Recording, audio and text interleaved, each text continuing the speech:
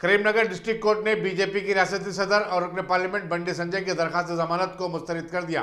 कबलजी अदालत ने बंडी संजय और दीगर 4 अफराद को 14 दिन तक के लिए अदालती तहवील में भेज दिया था। बंडी संजय को इतवार की रात करीमनगर में जागरण दीक्षा शुरू करने पर पुलिस ने गिरफ्तार किया था। उन पर डिजास्टर मैनेजमेंट एक्ट, कोविड-19 कवायद की खिलाफ वर्जी, पुलिस पर हमले और दीगर दफात के तहत मुकदमा दर्ज किए गए थे। बीजेपी के सदर सरकारी मुलाजिमीन के तबादलों से मुताल्लिक जियो 317 में तब्दीली का मुतालबा करते हुए जागरण दीक्षा शुरू की थी। अवामी शिकायत और नुमाइंदगियों की समाअत के लिए रियासती गवर्नर टी सुंदरराजन ने राजभवन पर एक शिकायती बॉक्स नस्ब किया है, जहां कोई भी अपनी फरियाद इस बॉक्स के जरिए गवर्नर तक पहुंचा सकता है। कांग्रेस के रुकन कानून-साज कौंसिल जीवन रेड्डी ने इससे इस्तेफादा करते हुए अपनी शिकायत इस बॉक्स में डाली है। उन्होंने बताया कि सरकारी मुलाजिमीन और टीचर्स के तबादलों का जियो 317 गैर दस्तूरी है। उन्होंने कहा कि इस जियो के तहत सरकारी मदारिस के असातिज़ा अपने ही जिले में गैर मुल्की बन जाएंगे। वज़ीर तालीम सबीता इंदा रेड्डी ने Balapur urban primary health centre में कोविड-19 वैक्सीन के टीके अंदाजी के खुसूसी कैंप का इफ्तिताह किया, जहां 15 से 18 बरस की उम्र के अफराद को टीके दिए जाने की मुहिम का आगाज किया गया। मीरपेट म्युनिसिपल कॉर्पोरेशन ने इस कैंप का इनेकाद अमल में लाया है। बीजेपी के रियासती सदर बंडी संजय की गिरफ्तारी के खिलाफ पार्टी के सैकड़ों कारकुनों ने चंपापेट में एक जबरदस्त एहतजाजी मुजाहरा मुनज़्ज़म किया। आई सदन की कारपोरेटर जी श्वेता की क़यादत में किए गए इस धरना में मधुकर रेड्डी और वीरेंद्र वगैरह ने हिस्सा लिया। एहतजाजियों ने बंडी संजय की गिरफ्तारी को गैर जमहूरी करार दिया और कहा कि चीफ मिनिस्टर के चंद्रशेखर राव आमिराना इक़दाम कर रहे हैं। मजलिस के सदर और हैदराबाद के रुकन पार्लियामेंट बैरिस्टर असद नबीसी ने सोशल मीडिया पर मुस्लिम खवातीन की नीलामी से मुतालिक ऐप अपलोड करने के वाक़े की मज़म्मत की। मीडिया से बातचीत करते हुए उन्होंने कहा कि इस ऐप में तालीम याफ्ता, मारूफ और मशहूर खातून जहदकारों और साफियों को निशाना बनाया गया है। इस बेहुदा और शर्मनाक हरकत के खिलाफ पूरे मुल्क के अवाम को एहतजाज बुलंद करना चाहिए। हिंदुस्तानी खवातीन की इस तरह तौहीन और बेरुमती से पूरी दुनिया में मुल्क की बदनामी हो रही है। बैरिस्टर अवैसी ने कहा कि मरकजी वज़ारत दाखिला के शोबे एंटी रेडिकलाइजेशन को हरकत में आना चाहिए और अगर ऐसे वक्त हरकत में नहीं आया तो फिर ये इदारा कब हरकत में आएगा। बैरिस्टर अवैसी ने अपने ट्वीट के जरिए चीफ मिनिस्टर के Chandrashekhar Rao, director general police Hemant Reddy से भी कहा कि वो सिर्फ एक FIR की इजराई से काम न चलाएं बल्कि इसके जिम्मेदारों को गिरफ्तार करके कैफरे किरदार को पहुंचाएं। हैदराबाद के 2 लड़कियों को, हैदराबाद के मैंने पूरे देश के जो मुसलमान पढ़े लिखे महिलाएं हैं, पढ़े लिखे हैं, काबिल हैं, अपने आप में काबिल हैं, उनके ताल्लुक से आप उनके हर्राज का ऐलान करते हैं, उनके ऑक्शन का ऐलान करते हैं। ये कौन लोग हैं ये? और देश के प्रधानमंत्री को, देश की सरकार को इनको पकड़ना चाहिए, अरेस्ट करना चाहिए। अरे भाई, ये मुसलमान जरूर है मगर किसी की बेटी है, किसी की बहन है, किसी की माँ है, उसमें एक 65 साल की महिला भी है। एक गंदगी की हद हो गई है। ये तो दीमक की तरह देश को खा रहे हैं। हम उम्मीद करते हैं कि गवर्नमेंट ऑफ इंडिया और ख़ास तौर से MHA में जो काउंटर रेडिकलाइजेशन सेल है वो हरकत में आए। काउंटर रेडिकलाइजेशन सेल तो सिर्फ मुसलमानों के लिए इस्तेमाल होता, इनके लिए इस्तेमाल करें। आखिर कौन है ये लोग जितने रेडिकलाइज होकर देश के महिलाओं को, देश के बच्चियों को उनकी तस्वीर डालकर इस तरह से उनसे बर्ताव कर रहे हैं? ये तो पूरे देश को कंडेम करना चाहिए। रियासती वज़ीर ज़राअत एस निरंजन रेड्डी ने डिस्ट्रिक्ट एग्रीकल्चर ऑफिसरों के साथ एक वीडियो कॉन्फ्रेंसिंग की। उन्होंने कोरोना वायरस के चलते किसानों की हर मुमकिन मदद करने की हिदायत दी। उन्होंने कहा कि मौके में ज़राअत के अहदेदारों को मौके में सेहत के साथ तालमेल पैदा करते हुए काम करना चाहिए। इस मौके पर सेक्रेटरी ज़राअत रघुनंदन राव और दूसरे अहदेदार भी मौजूद थे। रियासती वज़ीर बहबूदी खवातीन सत्यावती राठौर ने कहा कि आंगनबाड़ी में काम करने वाले खवातीन के तनख्वाहों में 7 साल में 3 मरतबा इजाफा किया गया है, जो कि चीफ मिनिस्टर के चंद्रशेखर राव का एक काबिल कदर कारनामा है। बिहार के भवन में आरोग्य लक्ष्मी मिल्क और आरोग्य लक्ष्मी मोबाइल ऐप लॉन्च करने के बाद एक तकरीब से खिताब करते हुए उन्होंने कहा कि आंगनबाड़ी खवातीन की खिदमत को मरकजी हुकूमत ने भी सराहा है और उन्हें अवार्ड से भी नवाजा है। इस तकरीब में सदरनशीन women cooperative and development corporation Akula Lalitha, special secretary मौके में बहबूदी खवातीन वतफाल देविया देवराजन और दूसरों ने भी मुखातिब किया। TRS के रुकन कानून-साज कौंसिल पल्ला राजेश्वर रेड्डी ने कहा कि किसानों को रैतु बंधु स्कीम के तहत जो इमदाद दी जा रही है, ऐसी स्कीम पूरे मुल्क में कहीं भी नहीं है। तेलंगाना भवन में प्रेस कॉन्फ्रेंस से खिताब करते उन्होंने कहा कि बीजेपी किसानों की मुखालिफ रही है। 3 ज़राई क़वानीन को जिस तरह किसानों पर लागू करने की कोशिश की गई, वो खुद इस बात का सबूत है। पल्ला राजेश्वर रेड्डी ने कहा कि मरकजी हुकूमत ने 1 साल तक जारी रहने वाले किसान एहतजाज में हलाक होने वाले 700 से ज्यादा किसानों को अब तक मुआवजा नहीं दिया। दूसरी तरफ रियासती हुकूमत ने ऐसे किसानों के पसमानदगान को फीकस 5 लाख रुपए देने का ऐलान किया है। నిన్న మా రాష్ట్ర కార్యనిర్వాహక అధ్యక్షులు కేటీ రామారావు గారు మరియు వ్యవసాయ శాఖ మంత్రి నిరంజన్ రెడ్డి గారితో కలిసి మొత్తం రాష్ట్రంలో ఉండే ప్రజాప్రతినిధులందరితో కూడా మాట్లాడి కొన్ని కార్యక్రమాలకు పిలిపివ్వడం జరిగింది।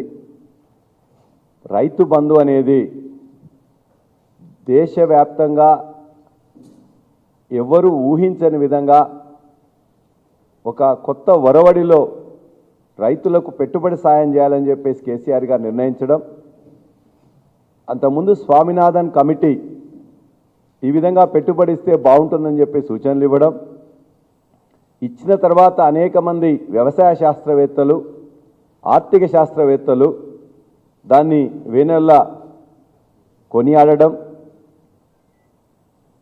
ప్రపంచంలోనే ఉండే యునైటెడ్ నేషన్స్ సంస్థ కూడా ఇది చాలా బాగుంది, తద్వారా రైతాంగం మొత్తం కూడా దాని మీద లబ్ధి పొందుతారని చెప్పేసి వాళ్ళందరూ కూడా కొనియాడడం, ఇదే పద్ధతిలో మా రాష్ట్రంలో కూడా చేస్తే బాగుంటుందని చెప్పేసి ఒరిస్సా, ఆంధ్రప్రదేశ్, అస్సాం, అదేవిధంగా వెస్ట్ బెంగాల్ రాష్ట్రాలు దీనికి ఇంత మాత్రం మేము ఇవ్వలేం కానీ ఎంతో కొంత ఇస్తే బాగుంటుందని చెప్పేసి దీన్నే ఫాలో కావడం, చివరికి ప్రధానమంత్రి గారు కూడా కిసాన్ ద్వారా ఏదో విధంగా ఉపయోగం జరగాలని చెప్పేసి తను కూడా ఒకటి ఇదే పద్ధతిలో 2000 ఒక్కోసారి ఇస్తూ 6000 ఇవ్వాలని చెప్పేసి నిర్ణయం తీసుకోవడం, వీటన్నిటికీ మూలం కూడా కేసీఆర్ గారు ప్రవేశపెట్టిన।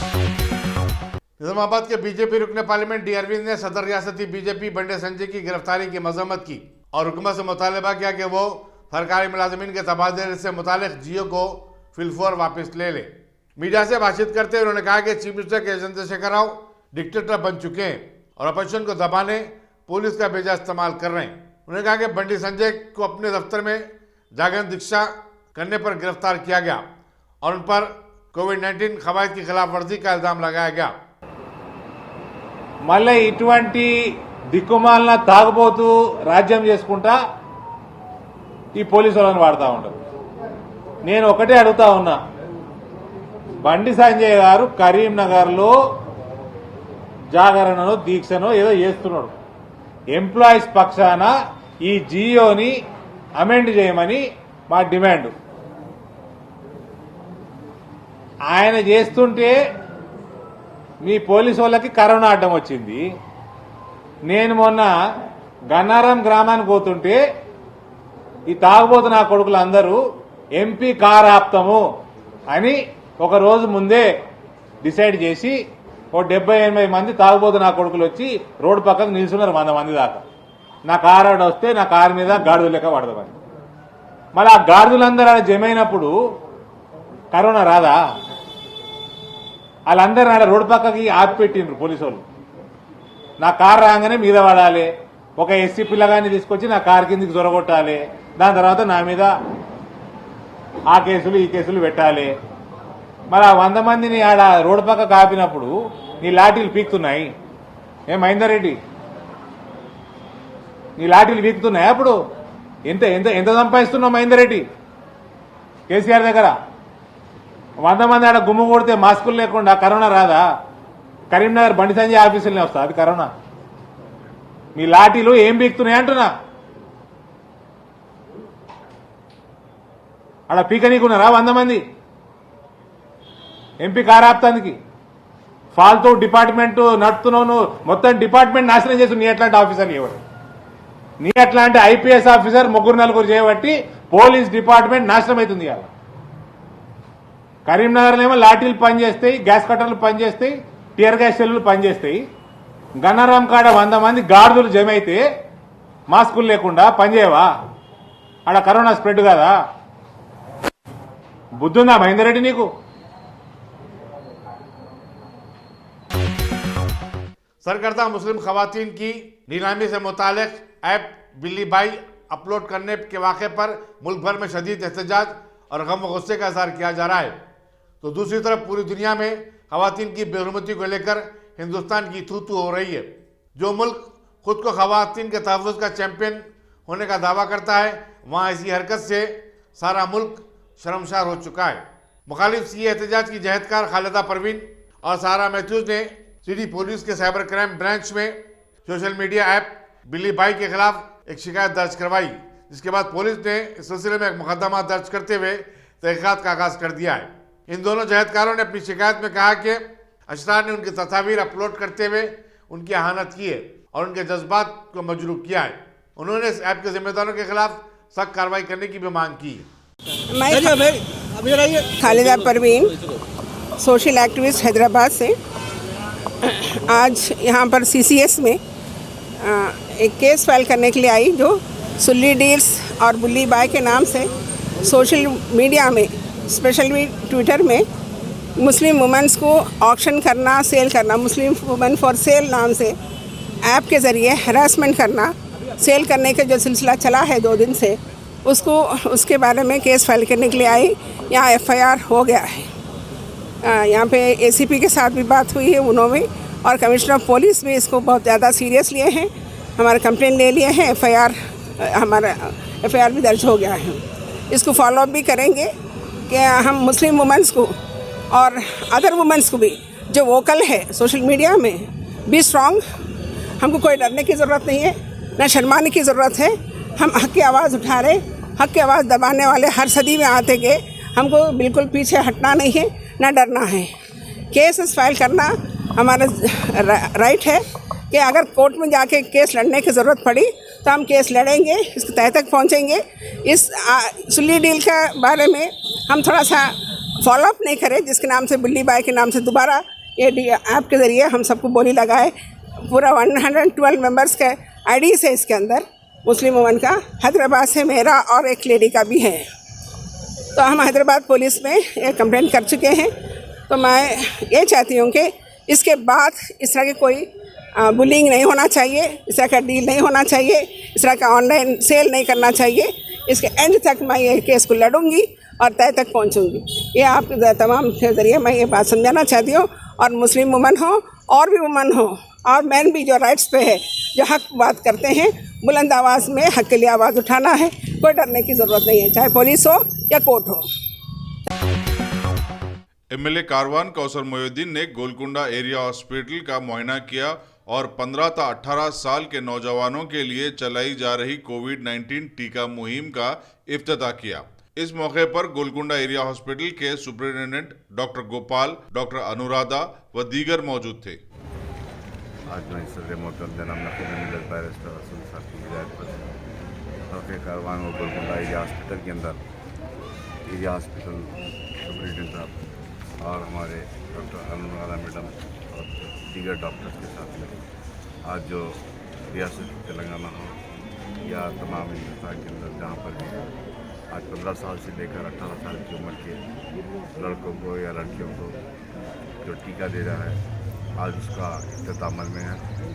मैं इस मीडिया के ज़रिए तमाम से अपील करता हूँ जो आज तक भी जो फर्स्ट डोज हो या सेकंड डोज ना लिए, उन तमाम हज़रात हल्के कारवान के अंदर, चाहे कारवान कुमरवाड़ी हो या वार्ड ऑफिस हो या गोलकुंडा एरिया हॉस्पिटल हो या MD लैन ओवैसी कम्युनिटी के अंदर, आप तमाम की सहूलत के लिए वहाँ पर सेंटर्स को रखा गया, वहाँ पर जाकर आप टीका ले सकते हैं। और इस मीडिया के ज़रिए तमाम से अपील करता हूँ जो हालात बढ़ते जा रहे हैं।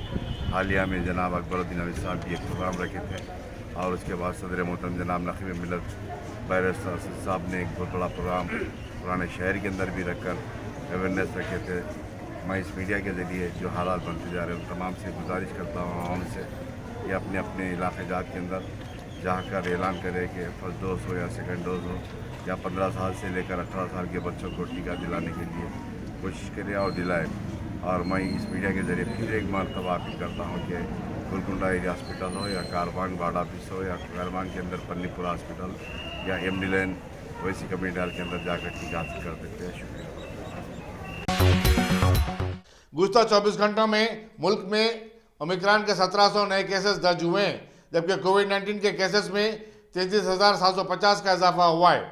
मरकजी वजारत सेहत ने बताया कि इसी मुद्दत में 123 नई अमवात होने के बाद मुल्क में कोरोना वायरस से मरने वालों की तादाद अब 4,81,893 हो गई है। ओमिक्रॉन के सबसे ज़्यादा केसेस 510 महाराष्ट्र से सामने आए, जबकि दिल्ली में 351, केरला में 156, गुजरात में 136, तमिलनाडु में 121 और राजस्थान में 120 केस रिपोर्ट हुए हैं।